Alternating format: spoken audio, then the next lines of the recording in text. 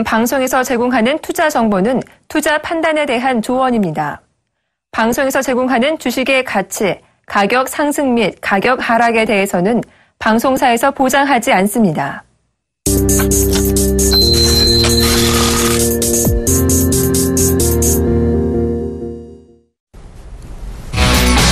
안녕하세요. 시장의 한일 수라를 종목 5가지 선정해서 전략까지 알아보는 시간, 증시 탑5 시간입니다. 저는 박진영입니다.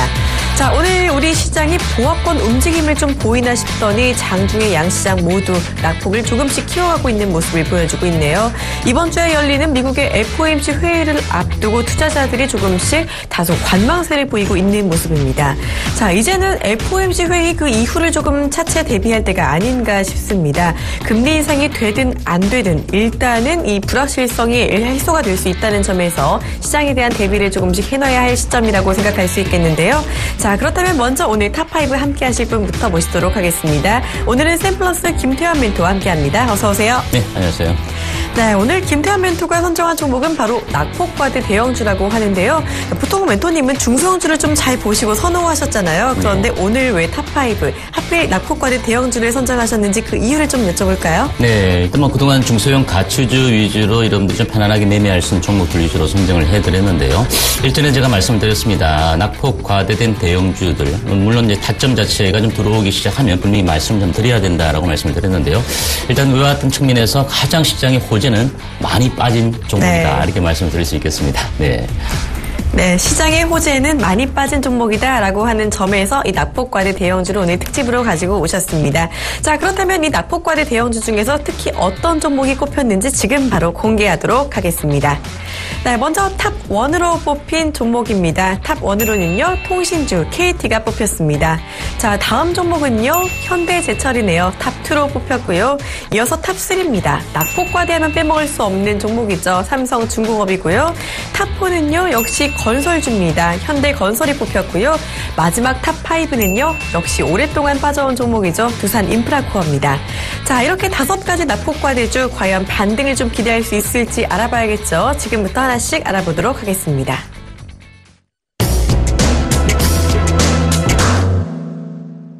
본 방송에서 제공하는 투자 정보는 투자 판단에 대한 조언입니다. 해당 주식의 가치나 수익률에 대해서는 보장하지 않습니다.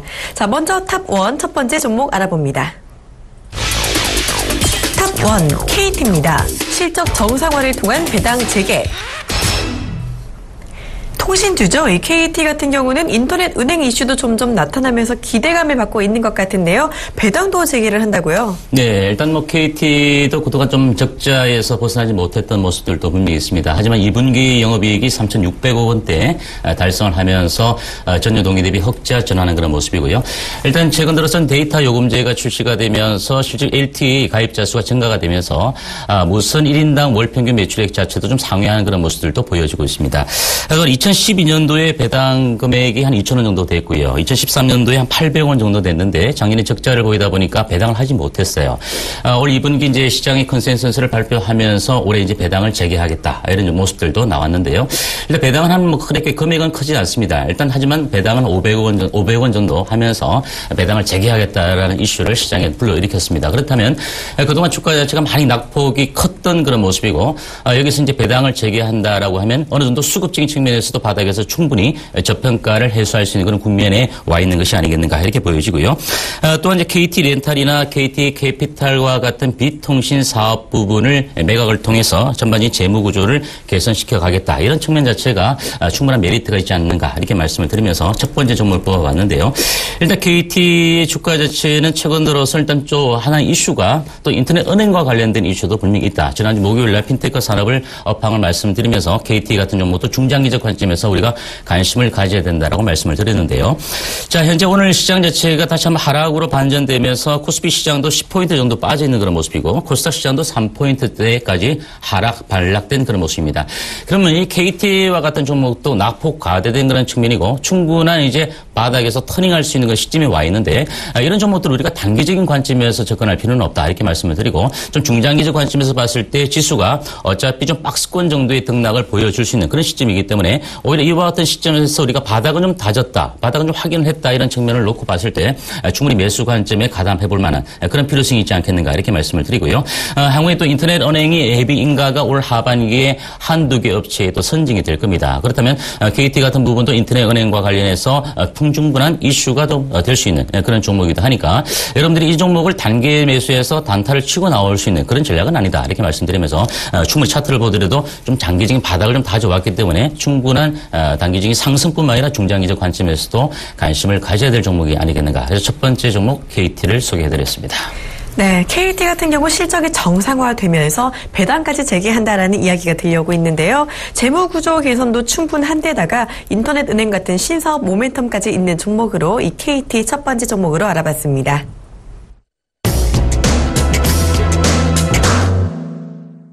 이어서 두 번째 종목입니다. 탑2입니다.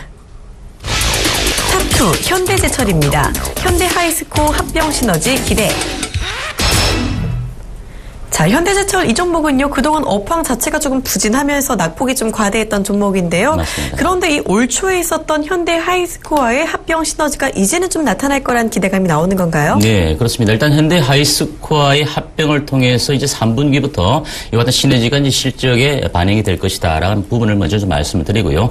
현대제철 같은 경우는 업황 부진뿐만 아니라 엔저 심화로 인해서 현대차 그룹의 판매량의 감소 이런 부분들도 영향을 많이 미쳤다 이렇게 볼 수 있겠고요. 하지만 현대제철의 주가 자체가 이제 하이스코어의 본격적인 합병의 시너지가 나타나면 그동안 이제 고로에서 전기로에서 고로의 업체로 이제 전환을 하면서 냉연이나 특수광 그리고 또 단조 이런 부분까지도 생산을 하게 되면 종합제철소로서의 이제 확고한 자리를 좀 매김하지 않겠는가 이런 부분을 좀 우리가 좀 관심 있게 지켜봐야 되고요. 하지만 최근 업황의 또 부진 속에서도 영업이익률이 11% 즉 두 자릿수 때까지 만들어냈다는 것은 전사적인 원가 절감을 통해서 이익률이 개선되어지고 있는 부분들 이런 부분들을 우리가 좀 관심 있게 좀 봐야 되지 않겠습니까?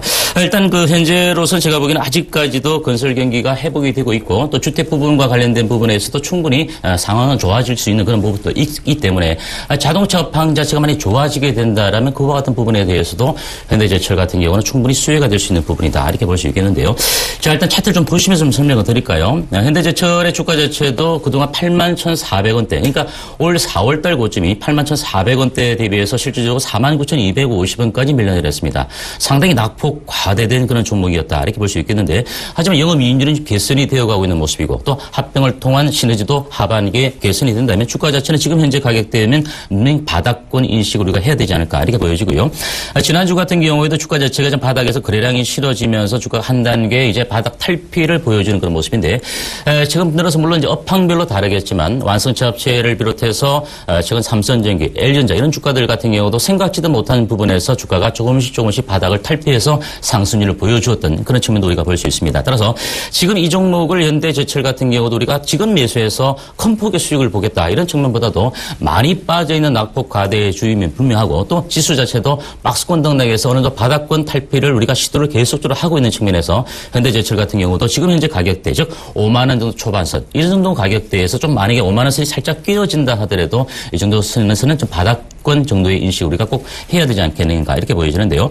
그동안 많이 흘러내렸기 때문에 주가 자체가 현재 오늘 현재가가 53,600원입니다. 소폭적인 플러스권을 보여주고 있는데 지수 하락과 더불어서도 일단 주가가 추가적인 상승폭이 약간 반납되는 그런 모습이지만 여기서 한 단계 더 밀려내린다 하더라도 52,000원 정도 전환 시점 정도 가게 되면 여러분께서 조금 매수에 가담해서 단기적인 상승폭을 우리가 먹고 나올 수 있는 그런 관점에서도 크게 부담이 없는 가격이다 이렇게 말씀을 드리고요. 1차적으로 주가가 올라가게 되면 58,500원 정도 58,500원 정도 선에서의 어떤 그 저항 라인을 받을 수 있겠는데 이거 가격대가 만약에 돌파가 되어진다라면 62,000원 정도 수준까지도 좀 중기적 관점에서 우리가 끌고 가실 필요가 있지 않겠는가 이렇게 말씀을 드리면서 현대제철 현재로서는 좀 낙폭 과대된 대형주다라는 인식 꼭 한번 좀 해보셔야 되지 않을까 이렇게 말씀을 드리겠습니다.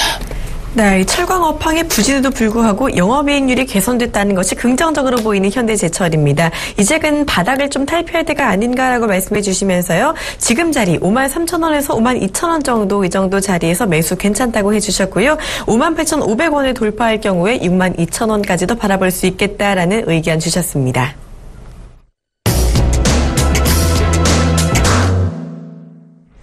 탑3입니다. 세 번째 종목입니다.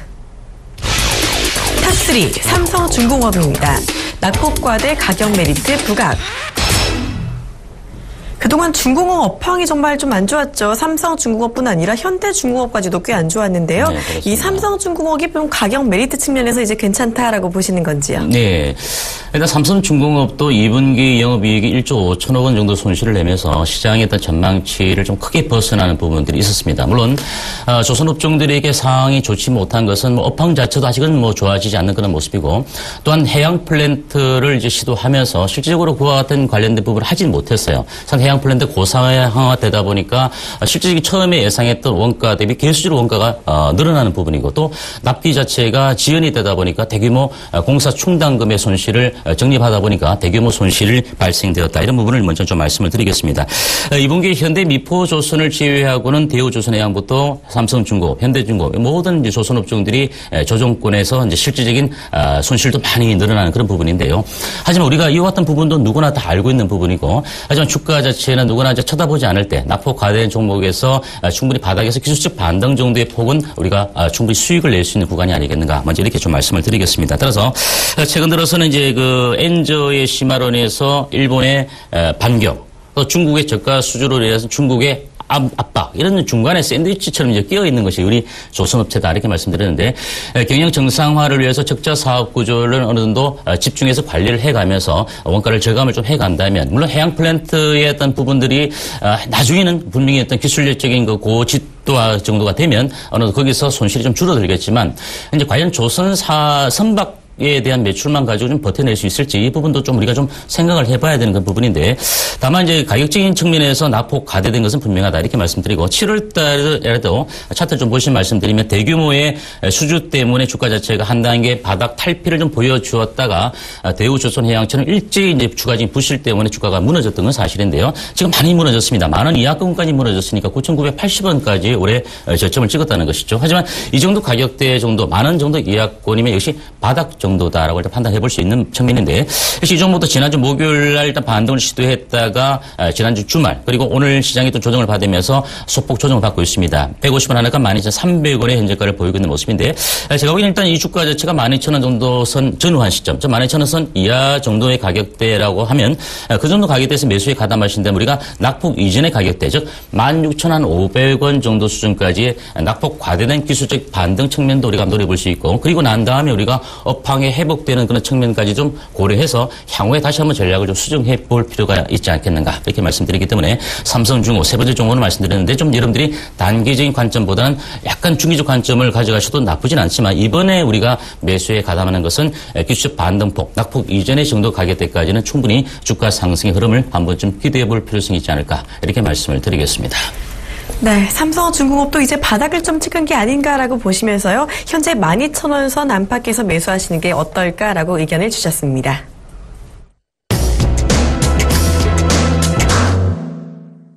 네 번째 종목이네요. 탑4입니다. 탑4 현대건설입니다. 상반기 주택부문 호실적 기록. 자, 현대건설이 비슷한 계열사인 현대산업과는 또 정반대의 행보를 걸었던 지금 종목인데요. 현대건설 같은 경우는 플랜트 쪽 위주로 사업을 좀 하다 보니까 역시나 조금 업황이 부진했던 것으로 보입니다. 이제는 좀 수익선 개선을 기대해 볼 수 있을까라고 보실 수 있을까요? 네, 일단 현대건설도 실제로 많이 빠졌는데요. 이렇게 주가가 좀 추가적으로 급락했던 부분은 아마 현대엔지니어링의 분식회계 의혹. 네. 그 부분 때문에 주가 자체가 한 단계 더 밀렸던 그런 모습이 아니겠는가, 이렇게 보여지는데요. 하지만 현대건설 자체도 매출 총이익률 자체가 조금씩 개선되고 있다는 그런 측면도 우리가 좀 눈여겨봐야 될 것 같고요. 국내 부분에 일단 주택경기 활성화에 인해서 수익성 자체는 개선이 되는데, 역시 해외 부분에서 아직까지도 부진을 좀 면치 못하고 있는 것이 아니겠는가. 여기다가 또 설 어려운 부지 공개 입찰을 또 참여하면서 실제적인 리스크가 계속적으로 쌓여왔던 것은 사실이다, 이렇게 말씀을 드리겠습니다. 따라서 현재는 이제 현대건설 같은 경우도 리스크 요인들을 조금씩 점진적으로 해소해가는 그런 부분이고, 따라서 향후에 보면은 주가 자체는 나중에 많이 떠 있으면 그때 좀 사놓을 거 하는 인식들이 많이 하게 되는데요. 현재로서는 제가 보기에는 상당히 좀 저평가 인식에 와 있는 것이 현대건설이 아니겠는가 이렇게 보입니다. 따라서 현재 그 주당 순자산 비율 자체도 0.7배 정도로 상당히 좀 저평가되어 있는 그런 인식이다라고 말씀을 좀 드릴 수 있겠는데요. 자, 현대건설이 일전에 이제 7월 달이죠. 차트를 잠시 보시면서 말씀을 드리면 주가가 좀 단기간에 대량 거래를 수반하면서 한 단계 뚝 떨어졌던 것이 현대 엔지니어링의 분시 회계 의혹이었다 이렇게 보여지는데요. 그 전에 일단 물론 대림산업 같은 그 건설주들도 흐름 자체는 좋았지만 일찍 같이 좀 무너지는 모습들이었습니다.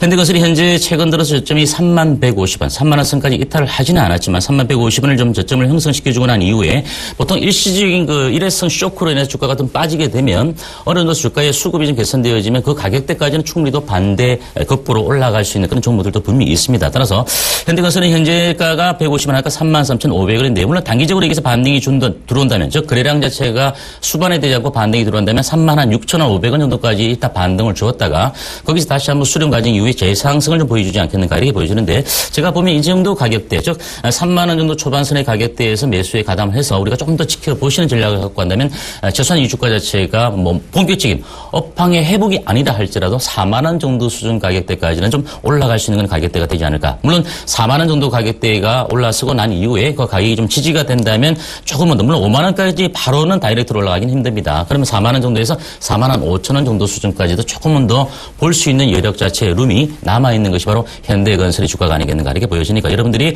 이 종목은 뭐 오늘 사서 내일 팔고 하는 주식이 아닙니다. 따라서 3만 원, 아니 2천 원대, 3만 원, 1천 원대 이렇게 떨어지는 구간마다 조금씩 분할 매수 관점의 접근 전략을 세우는 것이 좋지 않을까 이렇게 말씀을 드리겠습니다. 네, 그동안 현대 엔지니어링의 분식회계 우려로 좀 주가 하락이 과도했다라는 분석을 해주셨는데요. 현재 저평가되어 있다고 볼 수 있는 현대건설, 지금은 3만 3천 원대인데요. 여기서 매수하시면 천천히 4만 원대까지 올라갈 수 있다는 의견까지 주셨습니다.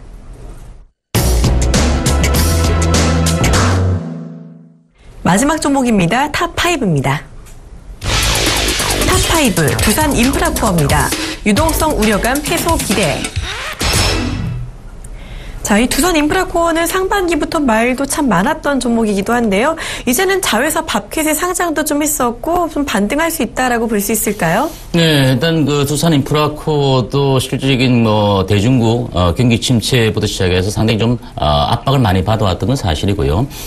중요한 것은 내년도에 이 두산 인프라코어의 회사채 상환 자금의 압박이 상당히 많이 좀 시달려 왔습니다. 하지만 지금 밥켓 홀딩스의 프리 IPO죠. IPO 직전에 프리 IPO를 통해서 투자 유치를 받으면서 6,700억 원대 정도의 일단 자금을 확보했다. 이런 측면 자체는 내년도 돌아오는 회사채 상환에 대한 부담을 많이 줄여놓았다. 이렇게 볼 수 있겠고요. 또 이제 밥켓 홀딩스의 어떤 미국 시장의 어떤 달러 강세에 대한 수혜도 분명히 받을 수 있고 실제 중국 시장에서의 비중 자체, 매출 비중 자체는 한 10% 정도 초반밖에 되지 않기 때문에 그다지 크게 우려하기보다는 오히려 미국 시장, 밥켓 홀딩스적인 측면에서의 매출적인 구조 이런 부분들을 우리가 한번 좀 눈여겨봐야 되지 않겠는가 이렇게 말씀을 드리겠습니다. 또한 지금 자체적인 개발한 G2 엔진 사업도 순조롭게 순항을 하고 있는 그런 모습들이기 때문에 두산 인프라코어도 역시 마찬가지로 앞서 소개해드렸던 네 종목과 마찬가지로 낙폭이 좀 심화된 그런 종목이었다. 이렇게 말씀을 좀 드리겠습니다. 차트를 좀 보시면 설명을 드리면 최근 이 주가 자체도 13,500원, 올 3월달 고점 대비 6,000원대까지 빠졌으니 거의 뭐 반토막 정도 이상 좀 낮다. 이렇게 볼 수 있겠는데요. 그만큼 좀 많이 밀렸던 것은 사실이고요.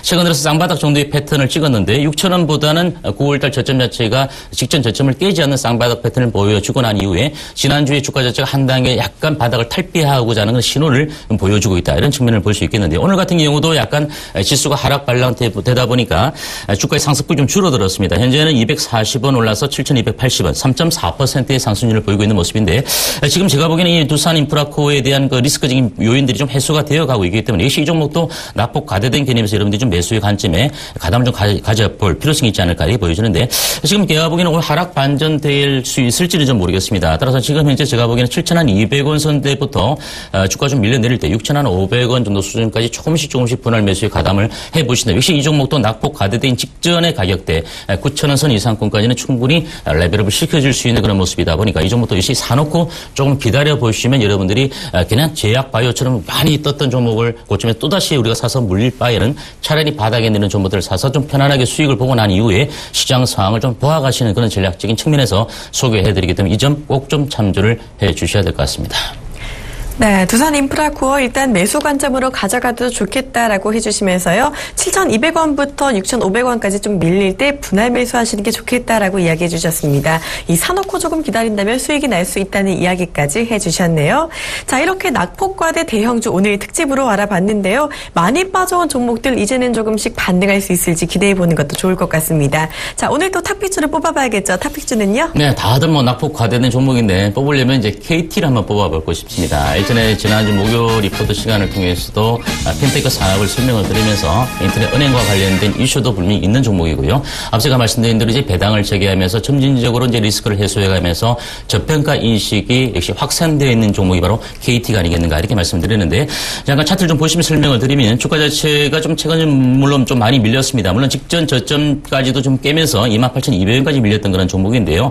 물론 여기서는 주가 자체가 한 단계 레벨업 된다라면 뭐 큰 폭의 급등은 아니다 하더라도 우리가 매수 정도의 시점에서 가담한다면 충분히 수익을 보고 나올 수 있는 종목이 바로 KT가 아니겠는가 이렇게 말씀드립니다. 현재가 29,250원에 전일 대비 200원 소폭 하락하는 그런 패턴인데요. 여러분들이 매수에 좀 관심을 가지신다면 29,000원 선부터 좀 밑으로 밀리는 시점에서의 분할 매수 관점에 가담해보시는 전략 자체가 좋아 보인다 이렇게 말씀드리고 목표가 자체는 1차적인 목표가는 제가 보기에는 한 32,000원 정도 수준까지 32,000원 정도 수준까지니까 직전에 8월달 고점 정도의 수준 정도를 약간 상회하는 정도 가격대까지 올라왔다가 거기서 한번 눌림목이 좀 들어올 수 있는 그런 가능성을 좀 말씀을 드리겠고요.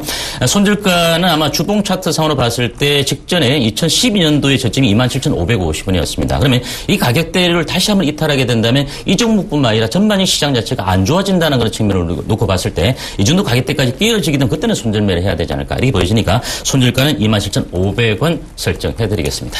네, 오늘의 탑픽주 KT입니다. 이 무엇보다도 핀테크와 관련해서 인터넷 은행주의 수혜가 기대가 되고 있고요. 또 배당을 재개한다는 점도 긍정적으로 작용하고 있는 것 같습니다. 자, 매수는요. 29,000원에서 조금 밀릴 때 분할 매수하는 관점을 주셨고요. 목표가는 32,000원 수준 가능하다고 해주셨고 마지막으로 손절가로는 27,500원 제시해 주셨습니다. 자, 멘토님 강연회 그리고 공개 방송도 있으시다고요? 네, 이번 주 토요일 날 이제 NH투자증권 미아 지점에서 또다시 강연을 합니다. 지하철 4호선 3번 출구로 나오시면 될 것 같고요. 참가비는 일시 없습니다. 그리고 이제 시간은 2시고요. 문의는 1577-7451로 많이 주시면 될 것 같고 여러분들이 좀 많이 궁금해하시는 이제 금리 인상의 어떤 여부 불확실성이 제거가 되고 난 이후에 하반기 우리가 좀 줄여갈 수 있는 주도 업종 그리고 또 줄여갈 수 있는 종목 이런 부분들도 말씀을 드릴 거고 여러분들이 많이 좀 손실이 나 있습니다. 이런 부분들에 대해서 충분히 상담을 해드리도록 하겠습니다. 그리고 오늘 방송이 이제 정식 큐 방송이 끝나고 난 이후에 또 한 주가 시작됩니다. 오후 3시 40분부터 4시 30분까지 인터넷 공개 방송 시작하니까 여러분들 또 많이 오셔서 궁금한 사항들 많이 물어보시기를 바라겠습니다. 네, 앞으로 하반기를 주도할 종목들이 궁금하신 분들은요. 이 토요일에 있는 김태환 멘토 강연에 많이 참여해 주시길 바랍니다. 저 공개 방송까지도 관심 많이 가져주시면 좋겠네요. 지금까지 탑5 분석의 샘플러스 김태환 멘토와 함께했습니다. 고맙습니다. 네, 감사합니다. 네, 증시 탑5 저희가 준비한 순서는 여기까지입니다. 저희는 내일 이 시간에 다시 찾아뵙도록 하겠습니다. 시청해주신 여러분 고맙습니다.